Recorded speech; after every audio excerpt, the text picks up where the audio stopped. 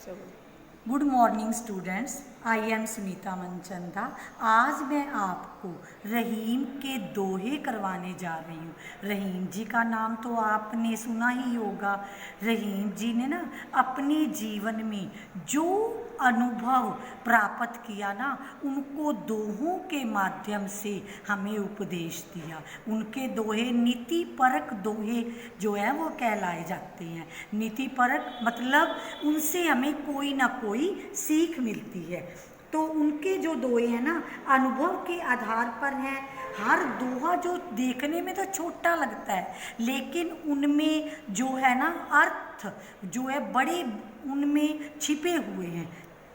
जो ये दोहे हैं ना, हमें याद रहते हैं और हमें भूलते नहीं, क्योंकि छोटे होते हैं और इनमें बड़ी सार गर्भित बातें छिपी हुई हैं। इसलिए हमें ये दोहे जो हैं वो याद रहते हैं। तो इन दोहों के द्वारा उन्होंने हमें क्या शिक्षा दी है, जहाँ से एक पाठक मतलब हम पढ़ने वाले, हमें एक दूसरे के साथ कैसा व्यवहार करना चाहिए इसकी शिक्षा देते हैं। और मानव मात्र को करनिया मतलब कौन से कार्य करने चाहिए, कौन से नहीं करने चाहिए, इसकी शिक्षा भी हमें नसीहत देते हैं। और एक बार पढ़ लेने पर हमें ये भूलते नहीं, हमें याद रह जाते हैं। हर स्थितियों का सामना करते हुए भी इनमें इनका याद आना लाजमी है। और इन दोनों का यहाँ पर क्या है, चित्रण किया गया है।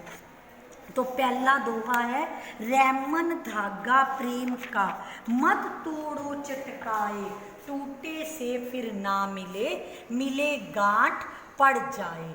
इसमें रहीम जी क्या कहते हैं कि हमें जो है प्रेम रूपी धागे को एक झटके के साथ नहीं तोड़ना चाहिए। मतलब सोच समझ के हमें रिश्ते निभाने चाहिए। अगर हम प्रेम रूपी धागे को झटके के साथ तोड़ देते हैं तो फिर क्या होता है, जिस प्रकार धागा टूट जाए तो उसके दो टुकड़े हो जाते हैं, उनको जोड़ने के लिए बीच में क्या है, हमें गांठ लगानी पड़ती है। उसी प्रकार अगर रिश्ता टूट जाए ना, तो फिर वो मन जो है ना हमारे वैसे नहीं रहते, उनमें फर्क आ जाता है और क्या है, पहले जैसी बात नहीं बनती।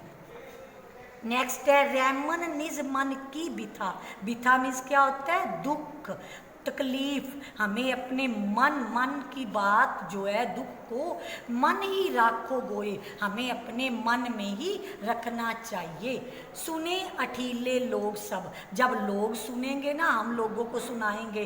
बांट ना ले कोई, मतलब हमारे दुख को कोई बांटता नहीं। वो क्या है, हमारा मजाक, अठीले मतलब हमारा मजाक बनाते हैं। कोई हमारे दुख को नहीं जो है बांटता, और हमारे दुख क्या है, इससे हमारा दुख कम नहीं होता और हमें अपने दुख को अपने अंदर ही समेट कर रखना चाहिए।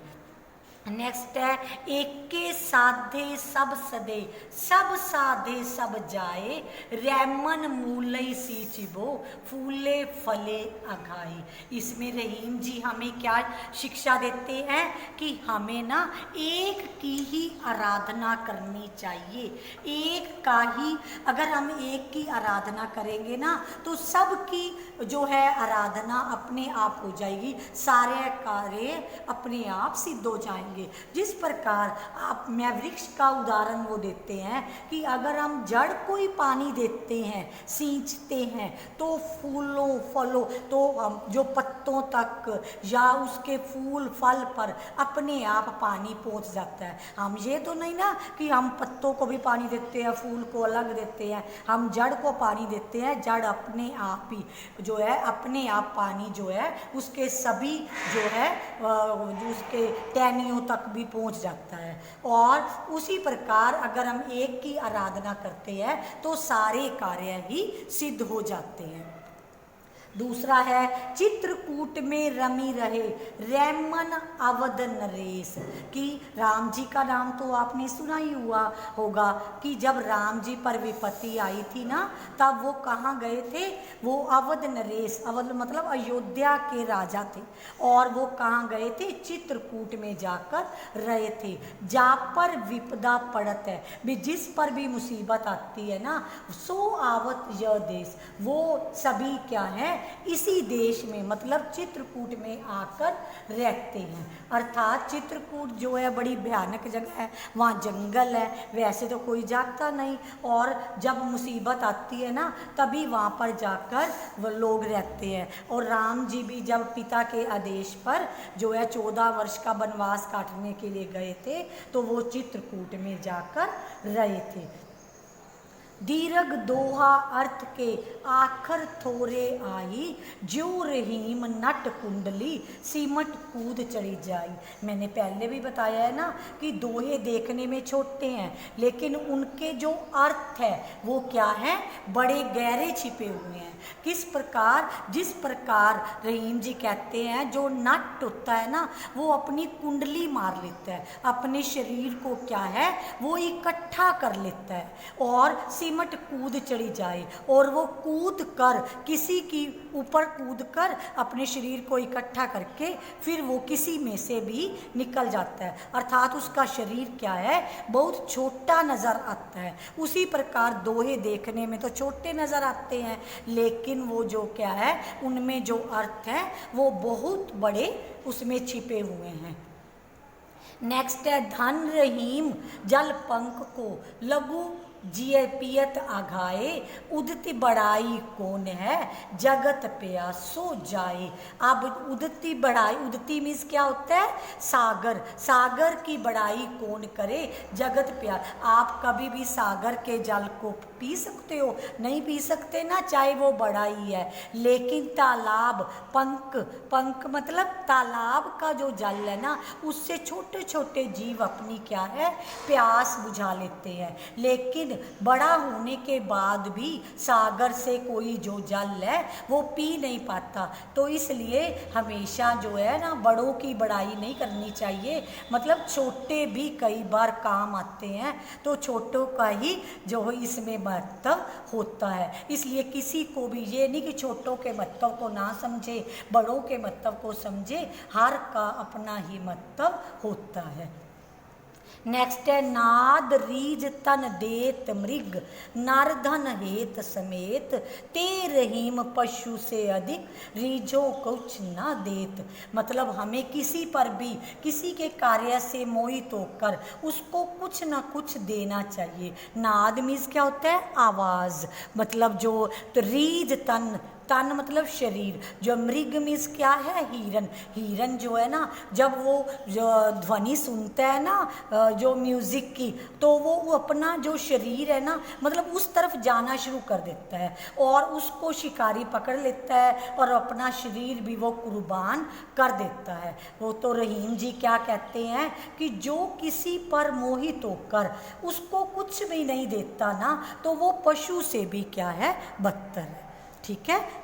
किन कोए रैमन फाटे दूध को मथे न माखन होई। इसमें रहीम जी क्या कहते हैं कि अगर एक बार कोई बात बिगड़ जाए तो लाख कोशिश करने पर भी पहले जैसी बात नहीं बनती। मतलब रिश्ता अगर एक बार ख़राब हो जाए ना तो पहले जैसी बात नहीं बनती। उसका उदाहरण क्या दिया है रहीम जी ने, फाटे दूध को, मतलब अगर दूध हमारा ख़राब हो जाए, फट जाए, तो क्या है उसको चाहे जितनी मर्जी कोशिश कर लो, उसको चाहे आप झाग लगा लें उसको, तो उसमें से माखन मथे, मतलब उसको मथने पर भी जितना मर्जी मथते रहो ना माखन हुई, उसमें से माखन नहीं निकलेगा। वो आगे है, इसके बाद और भी दोहे हैं, मैं आपको करवाने जा रही हूँ।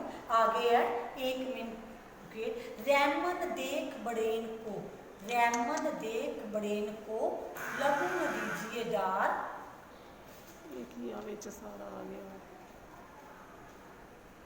रैमन देख बड़ेन को लघु न दीजिए डार, जहाँ काम आवे सुई कहाँ करे तरवार। इसमें भी रहीम जी ने छोटों के महत्व की बात कही है कि जो काम छोटे करते हैं ना वो कई बार बड़े भी नहीं कर पाते, कि छोटों को बड़ों को देखकर छोटों को छोड़ नहीं देना चाहिए। जैसे जो काम सुई करती है वो तलवार नहीं कर सकती। सुई किसका काम करती है? सीने का।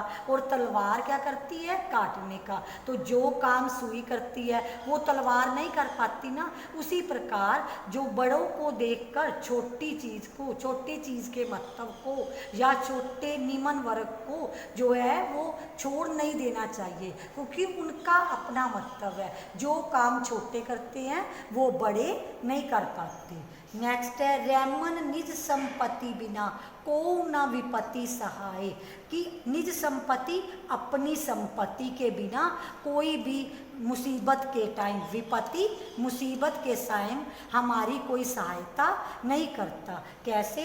बिन पानी जो जलज को नहीं रवि सके बचाए। रवि मीन्स सूर्य और जलज मीन्स क्या होता है? बिना पानी जो जलज को, कमल का फूल। अब देखो अगर हमारे पास अपनी संपत्ति ना हो तो मुसीबत के समय कोई हमारी सहायता नहीं करता। जिस प्रकार अगर कमल के पास अपनी संपत्ति पानी नहीं है, कीचड़ नहीं है, तो सूर्य भी उसकी सहायता, सूर्य भी उसको बचा नहीं पाता, क्योंकि वो सूर्य में खिलता है ना। लेकिन अगर वो कीचड़ ही नहीं होगा, कीचड़ पानी नहीं होगा उसके पास, तो वो फूल क्या है? वो सूख जाएगा। इसलिए हमें कुछ ना कुछ मुसीबत के लिए बचा कर रखना चाहिए। जितनी चादर हो ना हमारी, उतने ही पैर पसारने चाहिए और बचाने की कोशिश करनी चाहिए। रैमन पानी राखिए बिन पानी सब सून, पानी गए न उबरे मोती मानुष चून। तो इसमें ना रहीम जी ने पानी के ना जो है कितने अर्थ बताए हैं। पानी के बिना क्या है? सब सूना है। पानी गए न उबरे, अगर पानी चला जाए तो उबरते नहीं। क्या? मोती, अगर मोती में चमक ना हो तो उसका मूल्य क्या है? वो कम हो जाता है। मनुष्य के अर्थ में मान सम्मान भी होता है, और क्या है? आत्म सम्मान। अगर मनुष्य का आत्म सम्मान, उसमें विनम्रता नहीं है तो उसकी भी उतनी कदर समाज में नहीं होती। और चून मीन्स चूनना, या इसको आटा भी कह देते हैं। चूनने में अगर जब तक पानी नहीं डालेंगे ना वो उभरता नहीं। तो और जब अगर आटे में भी हम पानी नहीं डालेंगे तो उससे रोटी नहीं बनती। तो रहीम जी ने पानी के यहाँ पर 3 अर्थ बताए हैं। मोती के अर्थ में चमक, निश्चय के अर्थ में आत्म सम्मान, विनम्रता, और चून के अर्थ में पानी जो है वो उभरता नहीं। तो ये दोहे जो है रहीम जी ने लिखे हैं और आपने इनको ध्यान से पढ़ना है। अगर आप पढ़ोगे ना तो आपको अपने आप ही समझ आ जाएगी। तो नेक्स्ट वीडियो में हम क्या है, तो ये आपके जो है सेकंड पीरियोडिक टेस्ट में भी हैं, तो इसको ध्यान से आपने पढ़ना है और समझने की कोशिश करनी है। इसमें मल्टीपल क्वेश्चन आएंगे और आपने इसको पढ़िए और इसके क्वेश्चन आंसर ढूंढने की कोशिश करिए। धन्यवाद। और घर में रहिए, सुरक्षित रहिए। और राम जी के मंदिर जो अयोध्या में उसका शिलान्यास हो रहा है तो उसकी सभी को बार बार बधाई। धन्यवाद।